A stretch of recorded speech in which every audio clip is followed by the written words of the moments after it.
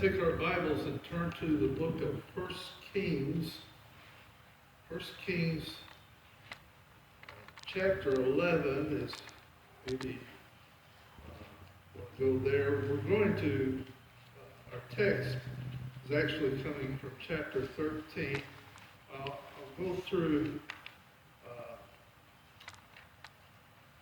we're going to kind of start at verse 26 in chapter 11, and I'm going to just summarize from verse 26 in chapter 11 through the end of chapter 12 and give you the Reader's Digest version of these verses.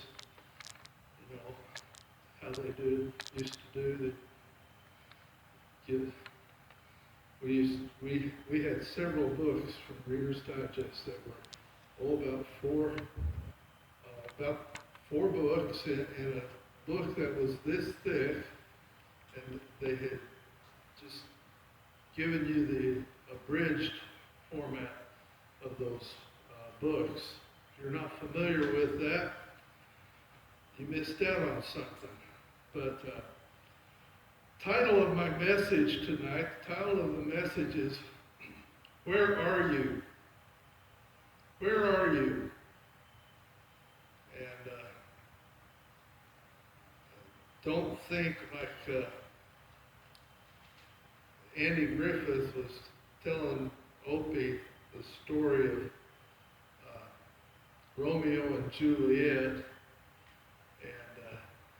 He said, Juliet said, Romeo, Romeo, wherefore art thou?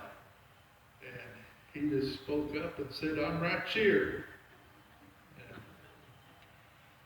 And that was the incorrect answer to the question anyway. Because wherefore means why are you Romeo? Just doing a little bit of teaching tonight.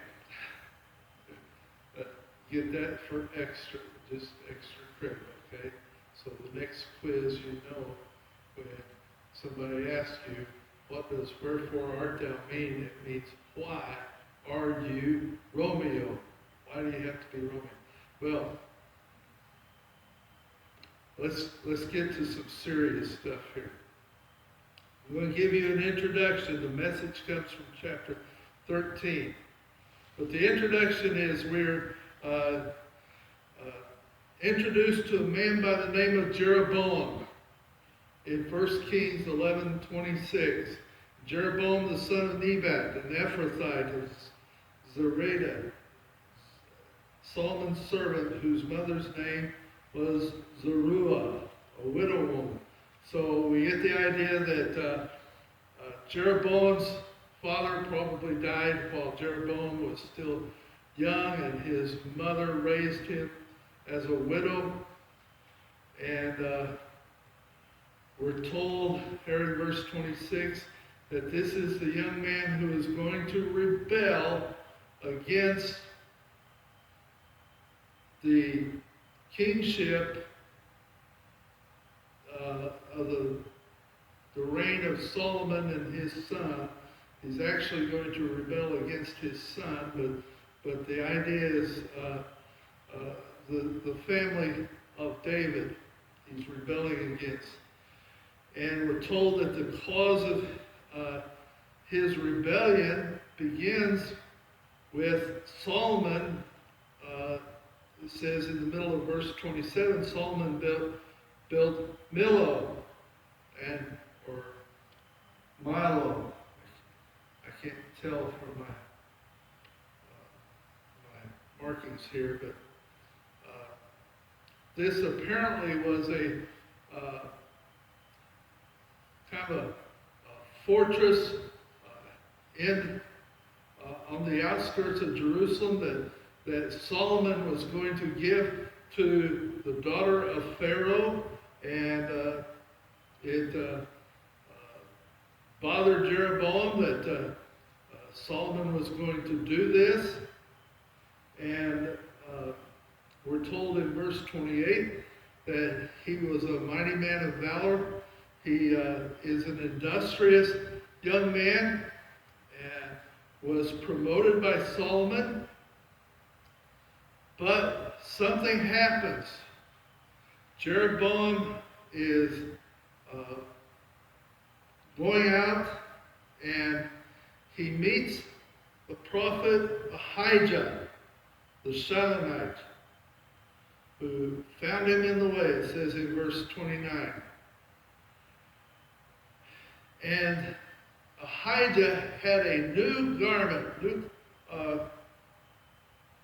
probably a coat, outer garment, and he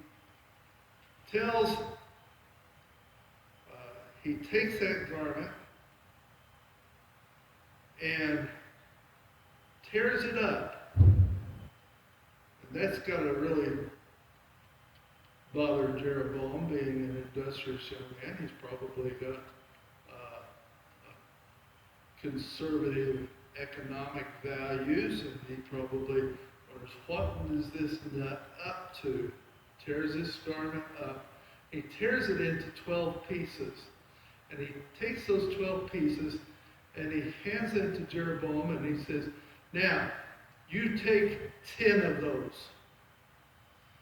And so Jeroboam takes 10. And this is a parable that God is using Ahijah to tell that this kingdom is going to be split up to 12. The 12 tribes are going to be divided. We've been a nation now through 3 kings, one nation, but now it's going to be divided. And you are going to take 10 tribes and you are going to rule over those 10 tribes. And so, apparently, Solomon finds out about this prophecy. And Solomon seeks to kill Jeroboam. And Jeroboam flees to Egypt. Now, if we can believe the Septuagint notes, the Septuagint was a translation supposedly done by 72 Jewish scholars of the Old Testament, translating it into Greek. They wrote notes into, and if you can believe them, Jeroboam took 300 chariots with him to Egypt. So clearly, he's preparing for a leadership position, if we can believe all that. But he remains in Egypt until he hears of Solomon's death and the upcoming coronation of Solomon's son, Rehoboam. Now, these are not the Bowen brothers, okay? It's easy to get confused, and I will admit that sometimes I have problems keeping them separate too. Rehoboam, son of Solomon, about to be crowned king. And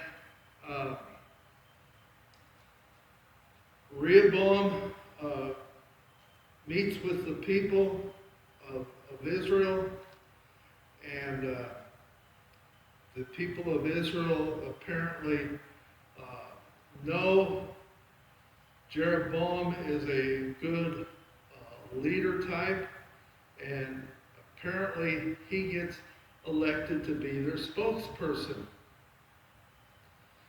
He's a spokesman for all the 10 northern tribes. And so he comes to Rehoboam and he says, if you will lighten our taxes, it'll be good for you and it'll be good for the country.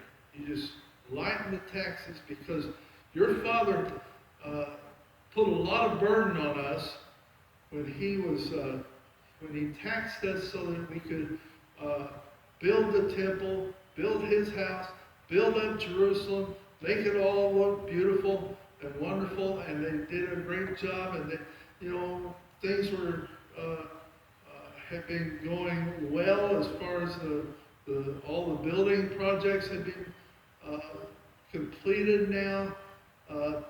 We don't need to keep this high taxation. And so Rehoboam says, let me think about that. Give me 3 days. Think about it. And so he goes to his counselors.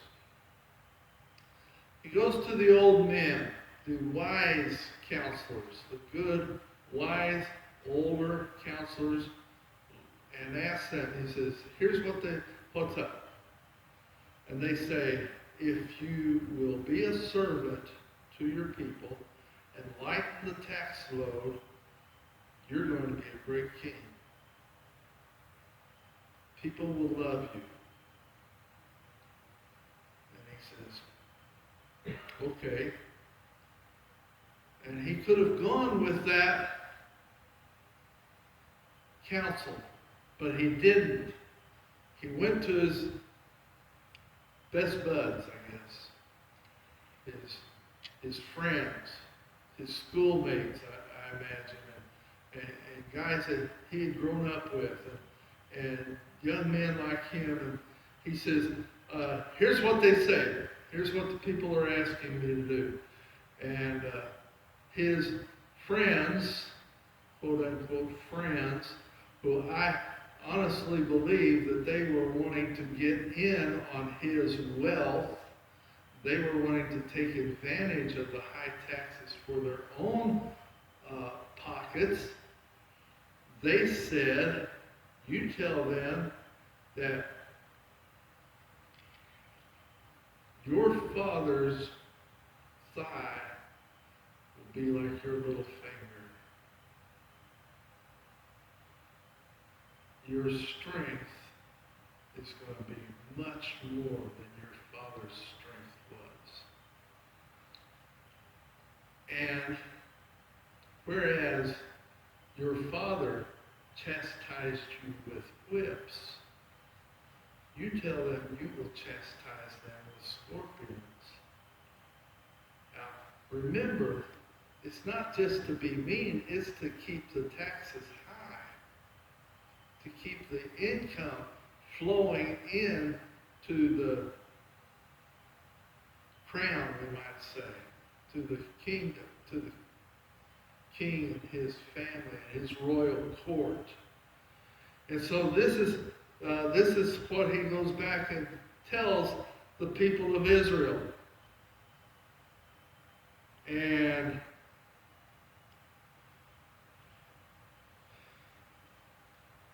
they're not happy, obviously. This gives the 10 tribes a good excuse to rebel against Rehoboam. And they take off, or maybe before they take off, Rehoboam says, well, we'll just test this out, see how, if they really mean this, if they really plan on revolting. And so he sends a tax collector amongst the tribes, and they catch him, and they're not happy with him. So they stone this tax collector and kill him. When Rehoboam finds out that they stoned his tax collector, he decides it's time to hightail it back to Jerusalem.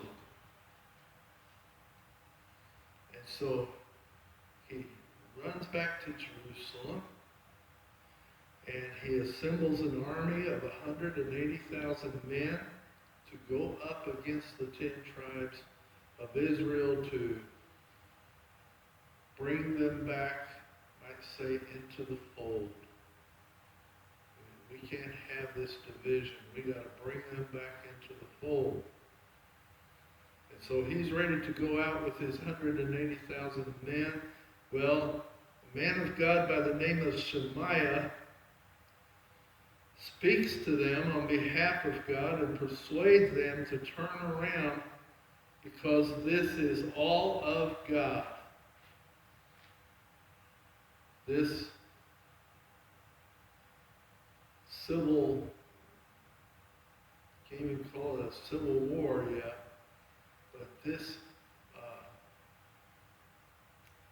division is all of God.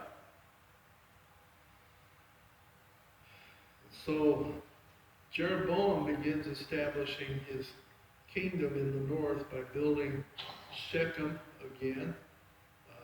Apparently Shechem had been, it was a city previously, but apparently had been destroyed or nearly destroyed. And Jeroboam is rebuilding it, and a city by the name of Penuel. But he is not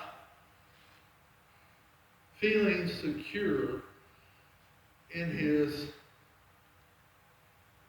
kingship, in his reign, in his kingdom. He's worried that he's got 10 tribes up here to the north.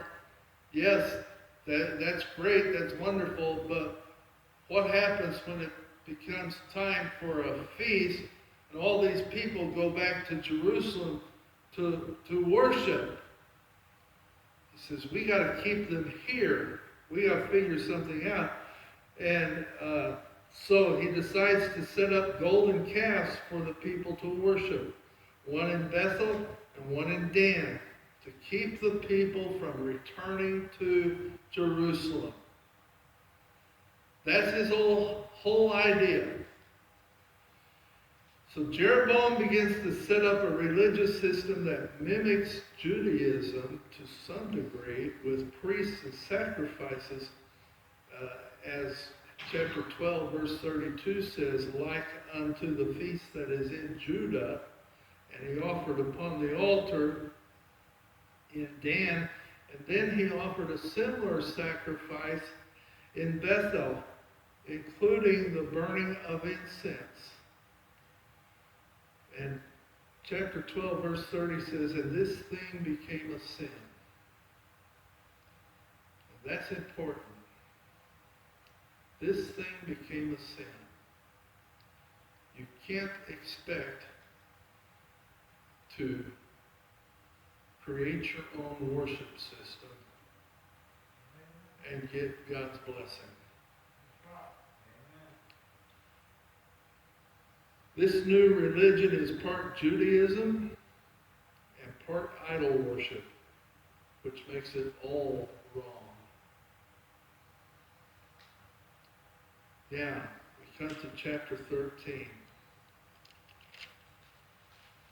Let's stand as we read the first few verses here, chapter 13, beginning in verse 1. Stand in honor of God's word. And behold, there came a man of God out of Judah by the word of the Lord unto Bethel. And Jeroboam stood by the altar to burn incense.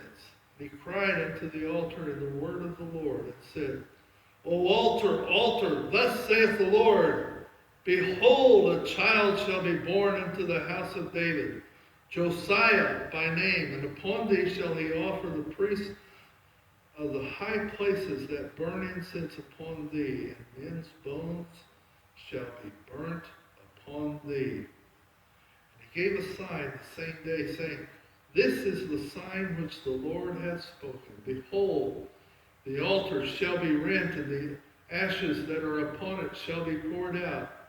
And it came to pass when King Jeroboam heard the saying of the man of God, which had cried against the altar in Bethel, that he put forth his hand from the altar, saying, Lay hold on him. I want you to get this picture. He's at the altar and he says, Lay hold on him. And his hand, which he put forth against him, dried up, so that he could not pull it in again to him.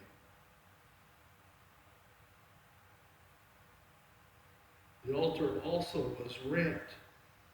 The ashes poured out from the altar according to the sign which the man of God had given by the word of the Lord. And the king answered and said unto the man of God, Entreat now the face of the Lord thy God, and pray for me that my hand may be restored me again. The man of God besought the Lord. The king's hand was restored him again, and became as it was before. The king said unto the man of God, Come home with me, and refresh thyself, and I will give thee a reward. The man of God said unto the king, If thou wilt give me half thine house, I will not go in with thee, neither will I eat bread nor drink water in this place. For so it was charged me by the word of the Lord, saying, Eat no bread nor drink water, nor return again by the same way that thou camest. So he went another way and returned not by the way that he came to Bethel. Father, we thank you for your word. We ask that you would give me clarity of thought and speech, Lord, as we look at this passage now. Help us to take seriously these things that we find in your word here. We ask this all in Jesus' name. Amen. Thank you. You may be seated. I want you to notice, first of all, in verse 1, Behold, there came a man of God out of Judah. Now, the nation has split. There is now the southern kingdom of Judah and the northern kingdom of Israel. Now, sometime in the future, you may have somebody ask you, were there any good kings in Israel, the northern kingdom? And you might ponder it a while and think, well, let me help you. In the northern kingdom, there were none. No good kings in the north. Okay? North, no good kings. Okay? In the south, south kingdom, or the southern kingdom of Judah, were there any good kings?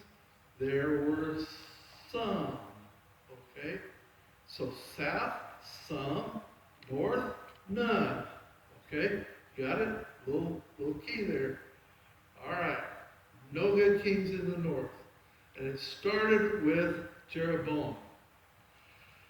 But we have a man that comes up from Judah, a man of God. We're not told his name here, but he goes to Bethel, and he's going to meet Jeroboam at Bethel. And Jeroboam is standing there offering incense on the altar, burning incense on the altar. And this man of God says, Behold, a child shall be born unto the house of David, Josiah by name. Now, it's interesting that there is nobody about to give birth in Judah to a baby boy by the name of Josiah. In fact, it'll be about 300 years before Josiah comes around.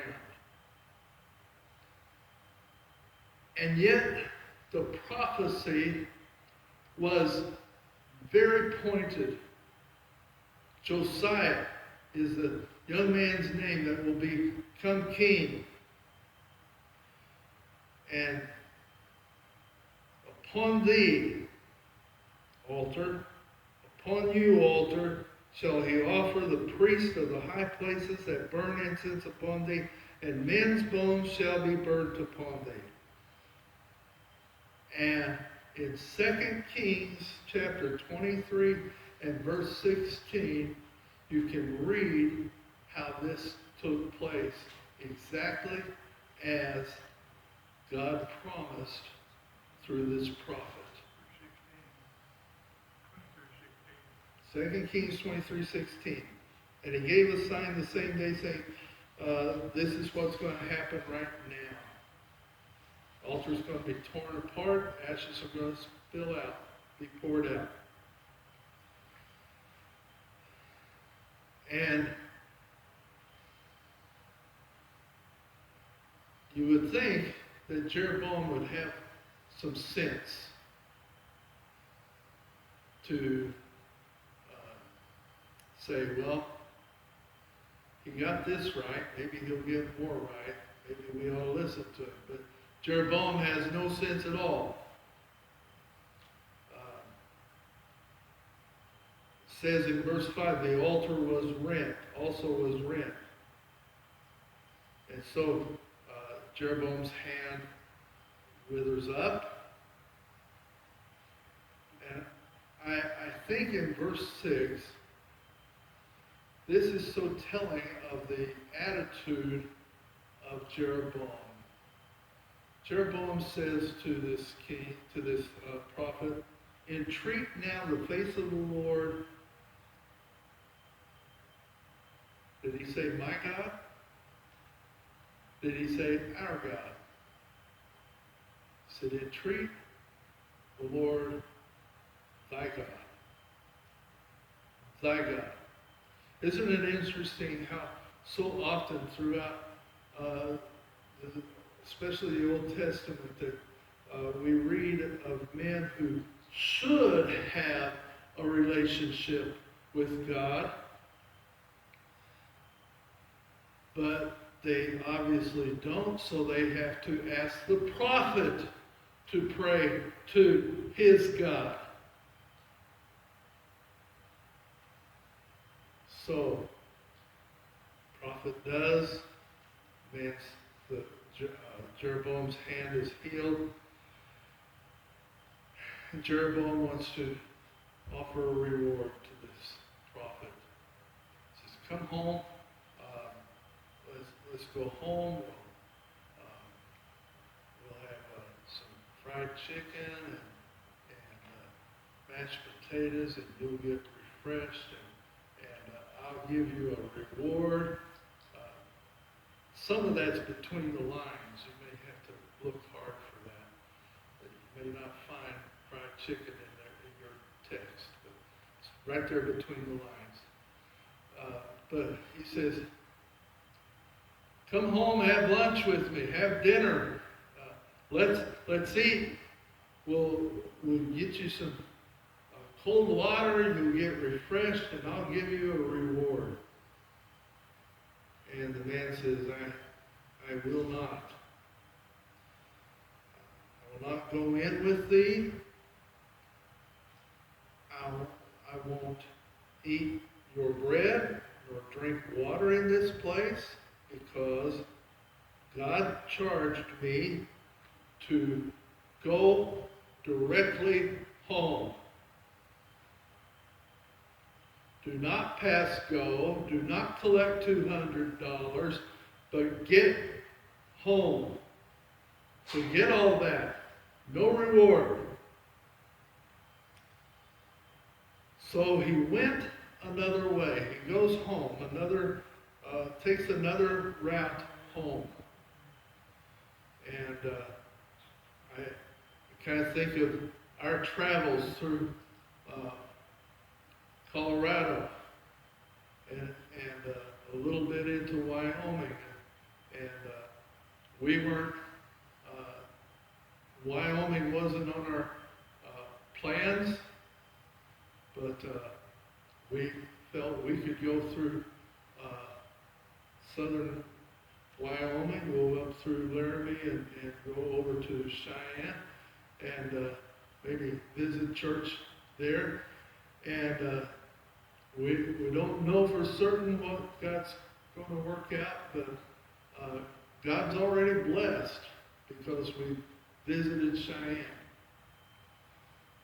But We went back to Colorado, north of Denver, a different route. And so this prophet is going a different route home. And so he meets, well, we got a parenthesis in here. You know, we got to have a little bit of explanation to get us to the next part of our story. You see, it says in verse 11, now there dwelt an old prophet in Bethel, and his sons came and told him all the works that the man of God had done that day in Bethel, the words which he had spoken unto the king. Then they also told to their father. And their father said unto them, what way went he? For his sons had seen what way the man of God went, which came from Judah. Now, I want to ask some questions right here. I want you to think about this. What was this old prophet doing in Bethel?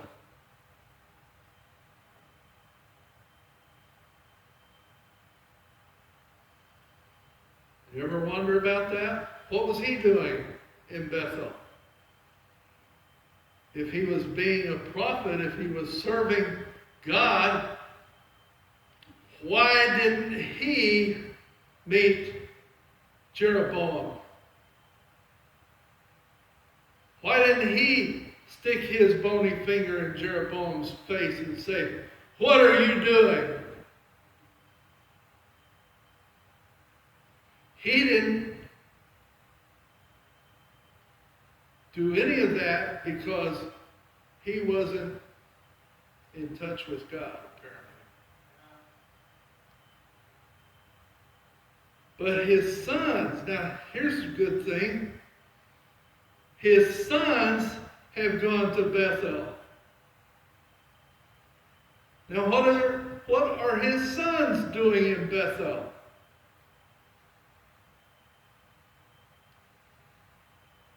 Well, you could say, well, they're just being nosy. And maybe they were just being nosy.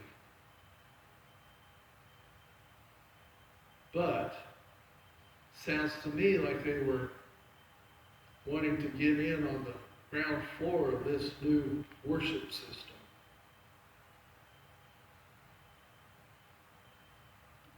I mean, they are not just in Bethel, they're at the site of the golden calf.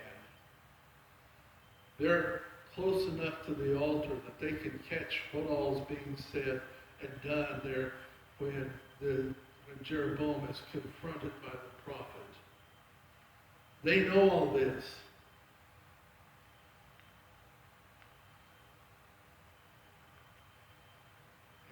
And again, why didn't the old prophet go and stick his bony finger in Jeroboam's face?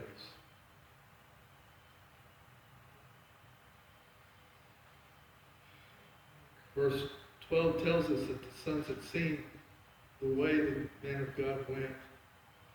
And so they tell their old father, the old prophet, he took Highway 17 south, and he's on his way, but he's not going too fast. And so he says unto his son, saddle me the ass. So they saddled him the ass, and he rode thereon, and went after the man of God, and found him sitting under an oak. And he said unto him, art thou the man of God that camest from Judah? And he said, I am. Now I can tell you, and Brother Reeves can tell you, and the Reeves family can tell you, that traveling, no matter how cushy your van is, wears a person out. It wears you out. Now, I can't imagine how much more worn out I would be traveling on an old donkey. So he has to sit and rest for a finds a place to rest under an oak tree. And the old prophet finds him and says, "Art thou the man of God that camest from Judah?" And he said, "I am." Then he said unto him, "Come home with me and eat bread." Now, remember what he told Jeroboam. In case you've forgotten, it's there for us in verse 16. And he said, "I may not return with thee, nor go in with thee, neither will I eat bread nor drink water with thee in this place." Verse 17, "For it is said to me by the word of the Lord, thou shalt eat no bread nor drink water there, nor turn again to go by the way that thou camest." Now let me ask you, is there anything about that suggests that this is just a maybe, or you probably shouldn't? It's pretty clear and direct, right? You don't eat bread up here. You don't drink water up here. You don't go in to anybody's home up here. You head back as directly, as quick as possible.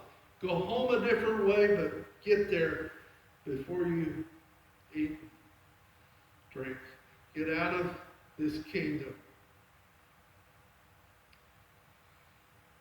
Verse 18 says, "He said unto him," that is the old prophet, says unto the younger prophet, "I am a prophet also, as thou art. And an angel spake unto me by the word of the Lord, saying, Bring him back with thee into thine house, that he may eat bread and drink water." Underline the next few words. "But he lied unto him." But he lied unto him. Now,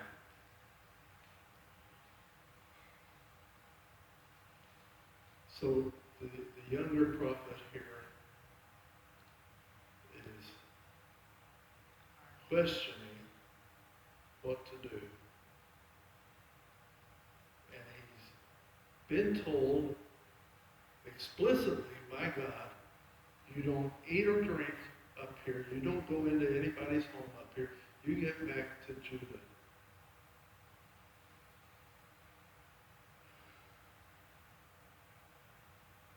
And this old prophet makes him believe that he spoke to an angel, or an angel spoke to him, and gave him direction different than he already had from God. Folks, this is a real problem. I mean, it's a real problem today. We've got churches who are suggesting that we can do something a little bit differently than God has directed, and it will be okay.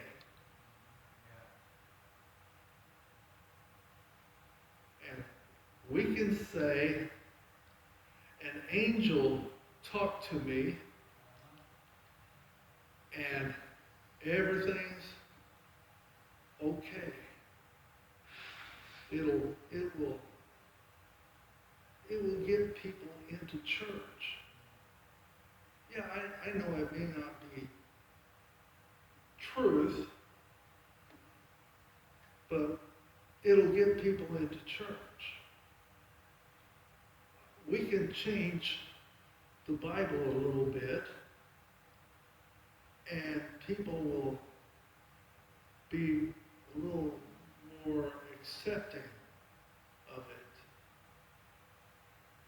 And be able to understand it better. And we can tell them angels talk to us. And I had a dream. I saw Jesus, and he was 20 feet tall or something like that. And had all these things, had these visions and things. And the problem is we don't have somebody following with a banner saying, "He lied unto him."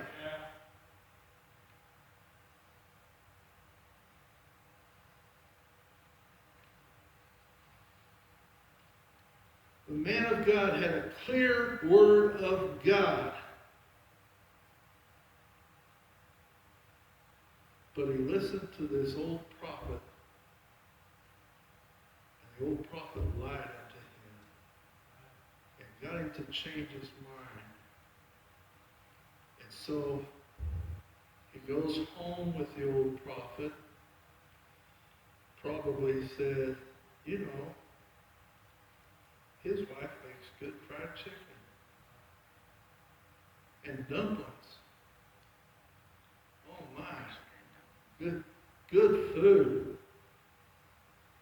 Baked potatoes or mashed potatoes and gravy and oh my, this is good stuff. This has got to be blessed by God.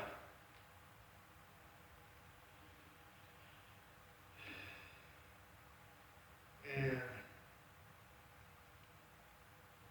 verse 20 says, "And it came to pass as they sat at the table that the word of the Lord came unto the prophet that brought him back.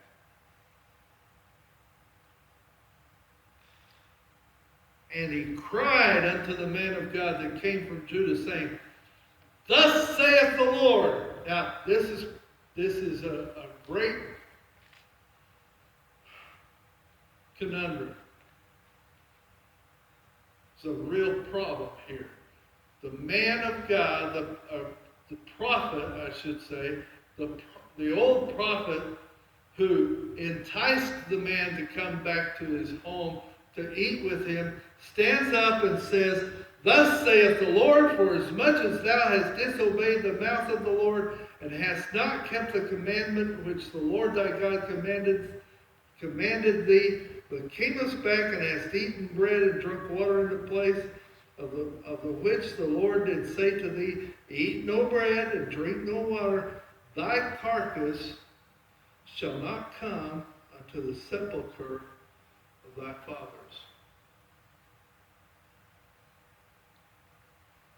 And it came to pass after he had eaten bread and after he had drunk that he saddled for him the ass, to wit, for the prophet whom he had brought back pregnant.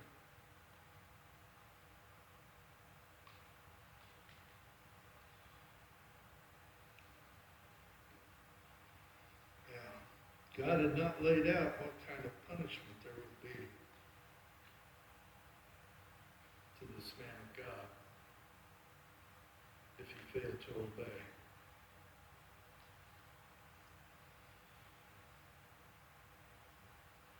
Said don't. And I fear that a lot of people who know better are going to do things that they know they shouldn't do because God didn't lay out a specific punishment for me. Oh, I know he said don't, but maybe he can change his mind because I have good intentions. Or maybe he'll change his mind because somebody lied to me. And that's a good excuse, right? I mean, that's what people think. That's a good excuse. And when he was gone, a lion met him by the way and slew him. It's interesting to me, just as a side note here, the lion didn't touch the donkey. He just laid into the man of God. And his carcass was cast in the way, and the ass stood by it. The lion also stood by the carcass. And behold, men passed by and saw the carcass, and they came and dwelt in the city where the old prophet dwelt. Now, we'll go back to this thought here. No good intentions, no matter how good they are, or trying to excuse yourself saying somebody lied to me, is going to stand before God's judgment. Well, I can do this because it'll help my family. Even though you know it's wrong, but it will help my family. It'll be good for my family. Think of Uzzah. Remember Uzzah? The time of David? Uzzah was one of the men that was walking along the side of the cart